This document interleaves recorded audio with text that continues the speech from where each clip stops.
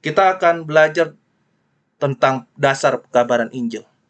Pertama yang harus kita pahami melalui firman Tuhan pada saat ini, kita harus menyadari bahwa Yesus pemilik kuasa satu-satunya di sorga dan di bumi yang dimiliki oleh Bapa. Kita akan belajar bersama-sama mengapa Yesus pemilik kuasa satu-satunya di sorga dan di bumi. Adakah manusia lain yang memiliki kuasa di sorga dan di bumi? Mengapa hanya Yesus satu-satunya? Itu yang akan kita belajar nanti. Selanjutnya kita harus menyadari bahwa kita harus pergi memberitakan Injil. Dan yang terakhir, menyadari bahwa Yesus akan menyertai kita sampai akhir zaman. Yang pertama, menyadari bahwa Yesus pemilik kuasa satu-satunya di sorga dan bumi yang dimiliki oleh Bapa. Saudaraku, saudara pasti paham apa yang saya maksud, mengapa Yesus adalah pemilik satu-satunya. Karena dalam hal ini kita dapat melihat, dan ini apa yang dikatakan oleh Yesus sendiri di dalam Yohanes 17 ayat yang kelima. Dikatakan di sana, Yesus diam di dalam Bapa sebelum dunia ada. Kalau saudara membaca seksama di dalam ayat itu, kita akan mengerti, saudaraku, bahwa sebelum segala sesuatu ada, Yesus sudah ada. Bahkan dia sudah ada bersama-sama dengan Bapa. Kita akan baca bersama-sama. Oleh sebab itu ya Bapa, permuliakan aku padamu sendiri dengan kemuliaan yang kumiliki di hadiratmu sebelum dunia ada. Mengapa dia adalah pemilik satu-satunya? Karena dia selalu ada bersama dengan Bapa, dan Bapa adalah Allah, dan ketika Yesus datang menjadi manusia, dia adalah penguasa satu-satunya. Sebab dia yang mewakili Bapa di tengah dunia ini. Dan sebelum dunia ada, dia sudah ada bersama dengan Bapa di dalam hadirat Bapa. Itulah yang dikatakan kemuliaan yang kumiliki di hadirat. Dia ada di dalam hadirat Bapa sebelum dunia ada. Itulah alasan mengapa Yesus pemilik kuasa satu-satunya. Selanjutnya, kalau kita membaca di dalam Yohanes 8 ayat yang ke-42, kita akan belajar bersama-sama, saudaraku. Yohanes 8 ayat 42, Yesus berkata, "Jikalau Allah adalah Bapamu, kamu akan mengasihi aku, sebab aku keluar dan datang." Kata keluar menunjukkan dia dari dalam. Tetapi kita harus mengerti bahwa keluar di sini tidak menunjukkan keterpisahan, sebab Allah tidak terbatas ruang dan waktu. Hanya menunjukkan bahwa Yesus berasal dari dalam dan tidak pernah terpisah dengan Bapa. Dan kita perhatikan lagi perkataan Yesus di dalam Yohanes 6 ayat yang ke-38. Kita akan mengerti bersama-sama. Sebab aku telah turun dari sorga. Manusia manakah yang turun dari sorga, saudara? Adam dan Hawa tidak berasal dari sorga. Dia berasal dari bumi. Dia ada di Taman Eden. Dia diusir dari Taman Eden. Dia tidak pernah ke sorga. Dan tidak pernah datang dari sorga. Begitu juga manusia lainnya. Nabi mana yang datang turun dari sorga? Tidak ada. Maka hal inilah yang harus membuat kita mengerti bahwa Yesus satu-satunya pemilik kuasa baik di sorga dan bumi yang dimiliki oleh Bapa. Sebab dia berasal dari Bapa, dan apa yang Bapa punya dia miliki. Sebab dia tidak terpisah dengan Bapa. Itu hal yang harus kita mengerti. Selanjutnya, Yesus menyatakan diri Bapa ke tengah dunia ini.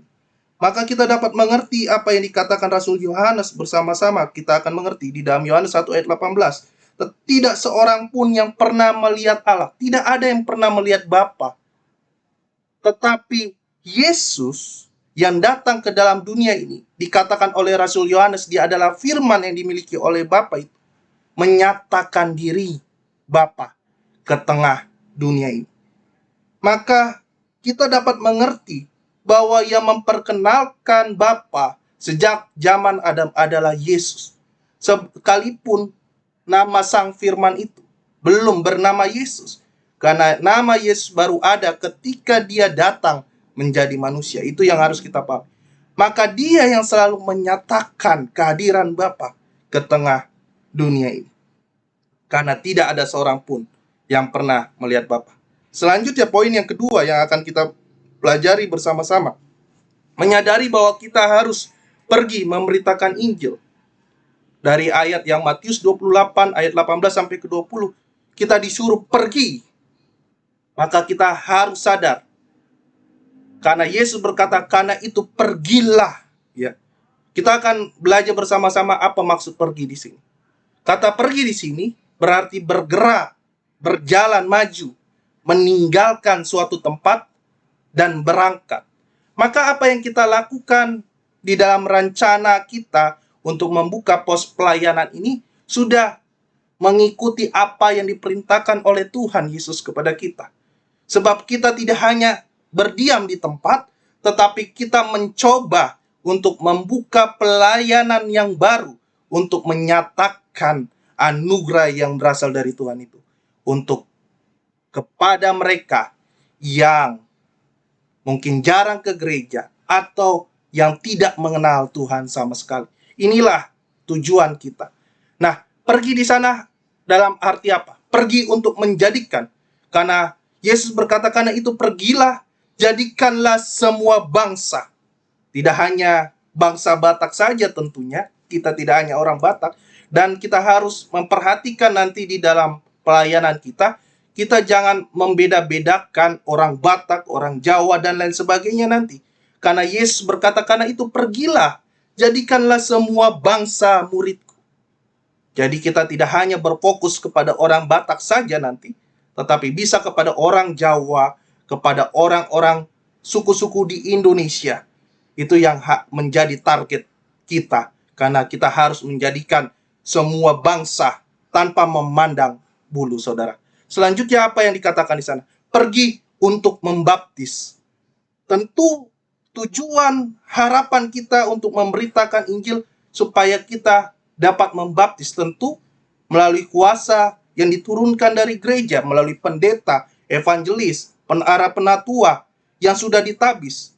Jikalau pendeta tidak ada, evangelis bisa. Evangelis tidak ada, bisa para penatua, pelayanan yang tabis. Tapi kalau tidak ada pelayanan tabisan juga, baru bisa jemaat. Tapi harus dibekali dulu oleh para pelayan yang sudah ditabiskan. Ini kita akan mengerti bersama-sama.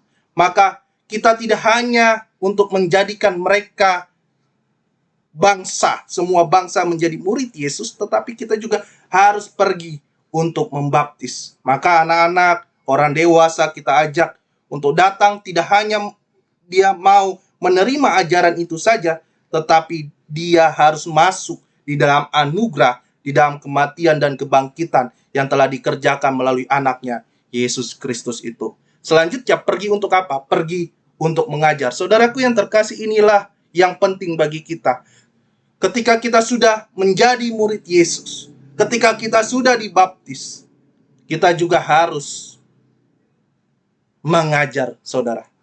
Tidak hanya mengajar untuk keluarga kita, tetapi mengajar baik yang ada di dalam gereja, orang-orang di sekitar kita, melalui ucapan kita, perkataan, dan hak lain sebagainya. Kita harus melakukan segala hal yang ada di dalam diri kita untuk mengajar, memperkenalkan apa yang telah diajarkan oleh Yesus kepada semua orang. Inilah inti dari kita harus pergi memberitakan Injil. Pergi untuk menjadikan, pergi untuk membaptis, dan pergi untuk mengajar. Dan yang terakhir, di poin yang terakhir tadi, menyadari bahwa Yesus akan menyertai kita sampai akhir zaman. Sebab dia adalah Tuhan, dia adalah firman Allah yang datang menjadi manusia. Kita menyadari bahwa yang menyertai kita adalah Raja di atas segala raja. Apakah kita takut untuk memberitakan hal yang diperintahkan olehnya kepada banyak orang? Jangan takut, sebab Yesus menyertai kita. Melalui kuasa Roh Kudus yang telah dicurahkan kepada kita, dia akan hadir bersama-sama dengan kita.